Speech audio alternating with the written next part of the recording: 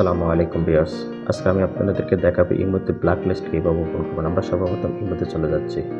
Imo open করলাম, নিচে scroll করে প্লাস আইকন, ওকে প্লাস আইকন ওপেন করলাম। তারপরে আসলে মোর অপশন ওপেন করলাম। এখানে ঢুকবো। তারপরে নিচে স্ক্রল করে দেখেন সিকিউরিটি অ্যান্ড প্রাইভেসিতে ঢুকলাম। হ্যাঁ, এখানে ঢোকার পরে নিচে স্ক্রল করে দেখেন, নিচের দিকে স্ক্রল করে দেখেন, এখানে দেখেন ব্ল্যাক লিস্ট লেখা আছে। ব্ল্যাক লিস্ট আমরা ওপেন করলাম। ওপেন করার পর এখানে দেখেন আমার এখানে বিভিন্ন কারণ আমি কয়েকজনরে ব্লক করে রাখছি। হ্যাঁ, ব্ল্যাক লিস্টে রাখছি, এরা সবাই আমার ব্ল্যাক লিস্টে আছে। এখন আমি এখান থেকে যে কোনো একজনকে আনব্লক করে আপনাদেরকে দেখাচ্ছি। যেমন আমি উপরের একজনকে আনব্লক করে দেখাচ্ছি, আলামিনকে আমি আনব্লক করে দেখাচ্ছি। দেখেন আনব্লক টিপ দিবেন, তারপরে হয়ে গেছে, আনব্লক হয়ে গেছে।